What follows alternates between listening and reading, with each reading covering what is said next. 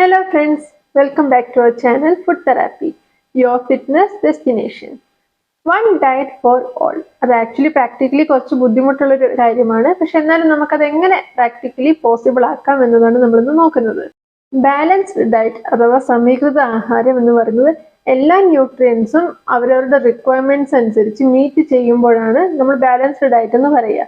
അപ്പൊ അത് ഓരോരുത്തർക്കും നമ്മൾ സെപ്പറേറ്റ് ആയിട്ട് ഫുഡ് ഉണ്ടാക്കുക അല്ലെങ്കിൽ അവർക്ക് ഇഷ്ടപ്പെട്ട ഭക്ഷണങ്ങൾ ഉണ്ടാക്കി കൊടുത്തിട്ട് നമ്മളത് ബാലൻസ് ചെയ്യുക എന്ന് പറയുന്നത് ഇന്നത്തെ കാലത്ത് പ്രത്യേകിച്ച് ജോലിക്കൊക്കെ പോകുന്ന അമ്മമാർക്ക് ഭയങ്കര ബുദ്ധിമുട്ടായിരിക്കും. അപ്പൊ ഒരേ ഭക്ഷണം കഴിക്കുമ്പോൾ തന്നെ അത് എല്ലാവരുടെയും റിക്വയർമെന്റ്സ് മീറ്റ് ചെയ്യുന്ന തരത്തിൽ നമുക്കത് പ്ലാൻ ചെയ്യാൻ പറ്റും. എങ്ങനെയാണെന്നല്ലേ, നമ്മുടെ ഒരു സാധാരണ ദിവസത്തെ ഡയറ്റ് നോക്കുകയാണെങ്കിൽ ബ്രേക്ക്ഫാസ്റ്റ് ഇഡ്ഡലി, ദോശ, പുട്ട് പോലത്തെ അരിഭക്ഷണമായിരിക്കും. ഉച്ചയ്ക്ക് ഇപ്പൊ ചോറ്, കറി, ഉപ്പേരി, അച്ചാറ്, പപ്പടം ഒക്കെ ആണെങ്കിൽ അതും കോമൺ ആയിട്ട് എല്ലാവരും ഒരേ ഭക്ഷണമാണ് കഴിക്കുന്നത്.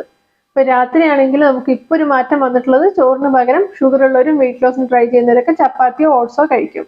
അല്ലാത്തവർ വീണ്ടും ചോറ് തന്നെ കഴിച്ചിട്ട് ഷുഗർ വരുന്നത് വരെ കാത്തിരിക്കും. അപ്പൊ നമ്മുടെ ഈ ഒരു യൂഷ്വൽ ഡയറ്റ് കുറച്ച് മോഡിഫൈ ചെയ്തിട്ട് എങ്ങനെ എല്ലാവർക്കും പറ്റുന്നത് പോലെ കഴിക്കാമെന്ന് നോക്കാം. അതിന് നമ്മൾ മെയിൻ ആയിട്ട് ശ്രദ്ധിക്കേണ്ടതെന്ന് വെച്ചാൽ രാവിലെ നമ്മൾ യൂഷ്വലി ചായ, കാപ്പി അല്ലെങ്കിൽ നാരങ്ങ വെള്ളമൊക്കെ ചൂടുവെള്ളത്തിൽ നാരങ്ങ പിഴിഞ്ഞിട്ടൊക്കെ കഴിക്കുന്ന ഒരു ശീലമുണ്ട്. അപ്പൊ ആ ശീലം ഒഴിവാക്കുക. നമ്മൾ എംപ്റ്റി സ്റ്റൊമക്കിൽ അസിഡിക് നേച്ചർ ആയിട്ടുള്ള ഭക്ഷണങ്ങളൊന്നും കഴിക്കാതിരിക്കുന്നതാണ് നല്ലത്. സിമ്പിൾ ആയിട്ട് നമുക്ക് 2 ഗ്ലാസ് ചൂടുള്ള വെള്ളം കുടിക്കാം. അത് കഴിഞ്ഞിട്ട് നമ്മൾ ബ്രേക്ക്ഫാസ്റ്റിലേക്ക് കിടക്കുമ്പോൾ ഇപ്പൊ വെയിറ്റ് ലോസിന് ട്രൈ ചെയ്യുന്നവരൊക്കെ ആണെങ്കിൽ എന്തെങ്കിലും സ്മൂത്തീസ് ഒക്കെ കഴിക്കുന്നതിന് തെറ്റൊന്നുമില്ല.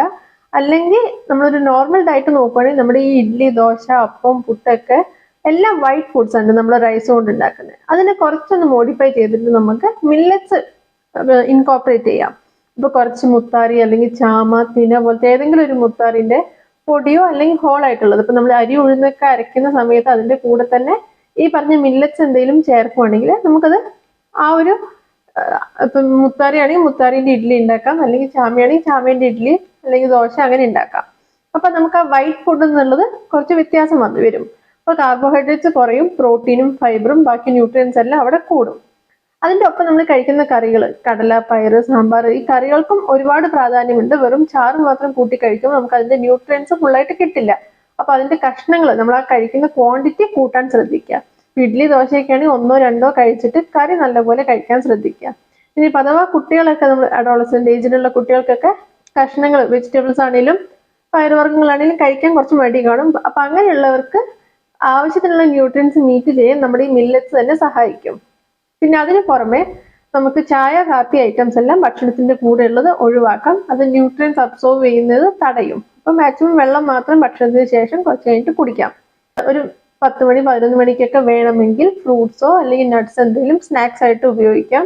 പക്ഷെ വെയിറ്റ് ലോസിന് ട്രൈ ചെയ്യുന്നവർ അല്ലെങ്കിൽ ഡയബറ്റിക് ആയിട്ടുള്ളവർക്കൊന്നും ആ സമയത്ത് സ്നാക്സ് ആക്ച്വലി നിർബന്ധമില്ല. വെയിറ്റ് ലോസ് ചെയ്യുന്നവർ എന്തായാലും കഴിക്കാതിരിക്കുന്നതാണ് നല്ലത്.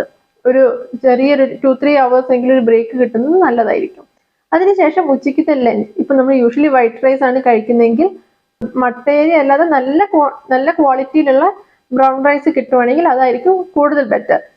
അല്ലെങ്കിൽ നിങ്ങൾക്ക് എന്താക്കാം, മില്ലറ്റ്സ് തന്നെ. ഇപ്പൊ ചാമ കൊണ്ട് നമുക്ക് ചോറും കഞ്ഞിയൊക്കെ ആക്കാം, അല്ലെങ്കിൽ എല്ലാ മില്ലറ്റ്സും കൊണ്ടും നമുക്ക് പുലാവ് ഐറ്റംസ് ഒക്കെ ഉണ്ടാക്കാം.